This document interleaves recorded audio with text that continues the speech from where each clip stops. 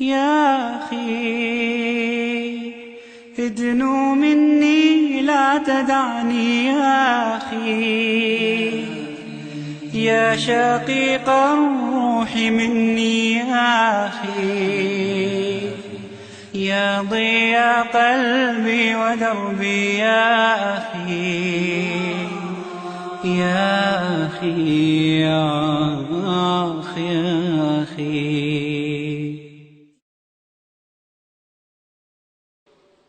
قاتلوا الذين لا يؤمنون بالله ولا باليوم الآخر ولا يحرمون ما حرم الله ورسوله ولا يدينون دين الحق من الذين أوتوا الكتاب حتى يعطوا الجزية عن يد وهم صاغرون. Allah в Коране говорит: قاتلوا الذين لا يؤمنون بالله. Приказывает пророку и говорит: сражайся с теми, которые не веруют в Аллаха и судный день, и которые, послушайте, وَلَا يُحَرِّمُونَ مَا حَرَّمَ اللَّهُ وَرَسُولُهُ, которые не запрещают то, что запретил Аллах, то есть разрешают. И в этом аяте становится ясно, насколько велик грех того человека, который разрешает то, что запретил Аллах. И этот грех, ни один грех не может разрешить человеку лишить жизни, кроме как ридда или кисас, то есть возмездие. И здесь нету возмездия, братья. Это человек может из ислама вылететь, если он, будучи осознанным, будет что делать? Разрешать то, что Аллах запретил. Поэтому очень важно знать, братья, что такое халал и что такое харам, чтобы не быть из числа этих людей.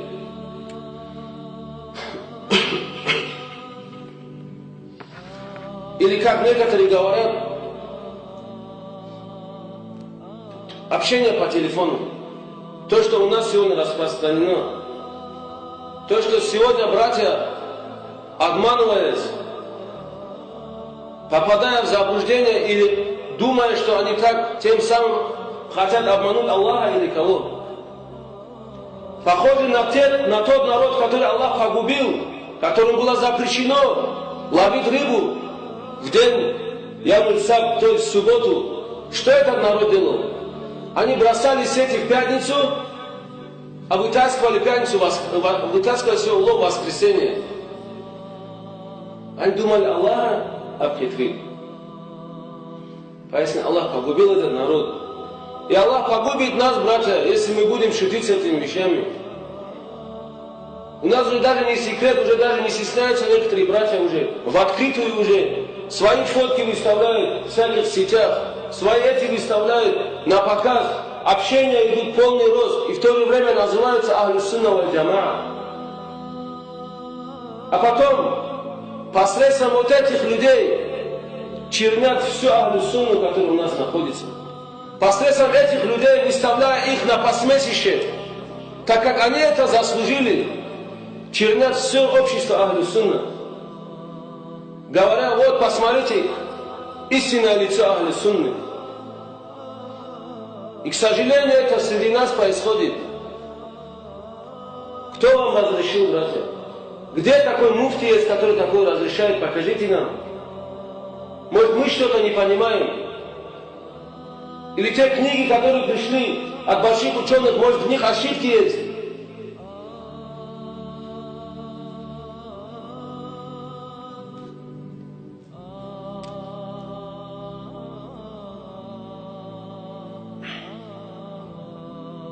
Посмотрите, как относились к хараму великие сподвижники. Абу Бакр, ради Аллаху анху, как-то раз ему слуга принес молоко. Мы не говорим об общениях с чужими женщинами. Мы говорим сейчас о картине, которую человек даже не знал. Ему принесли молоко.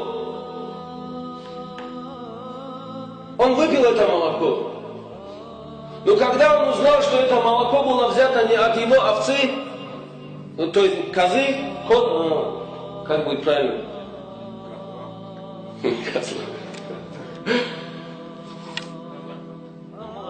Молоко. Да.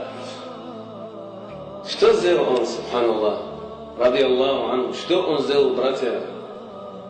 Посмотрите, как они возвращались от своих грехов к Аллаху. Он по несколько раз сувал себе в рот пальцы и вырывал настолько, что у него выходила желчь.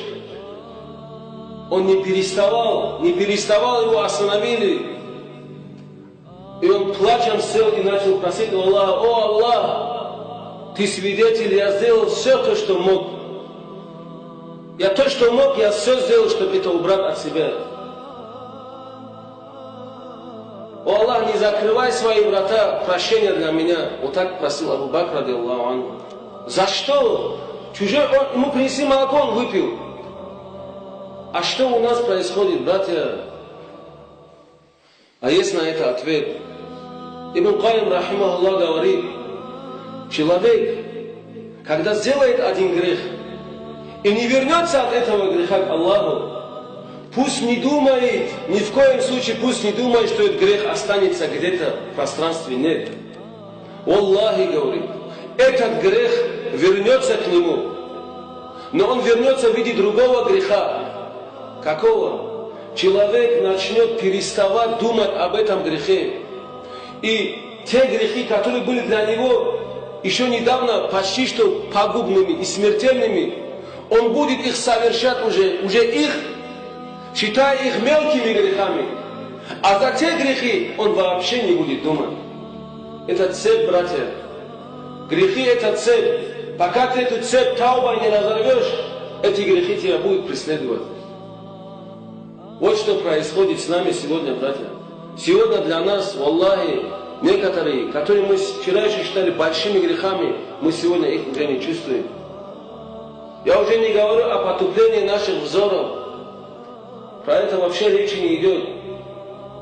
Сегодня мы как на панораму смотрим. Как будто перед нами Кааба стоит, мы смотрим на женщину. Это просто так не пройдет, братья. Аллах нас и так наказывает тем, что мы в таком положении находимся, униженном. Но Аллах, Он мудр. И Аллах никогда не делал зульм для людей, для своих рабов. И Аллах не зря говорит, что бы с вами ни случилось, это ваши руки приготовили для вас самих.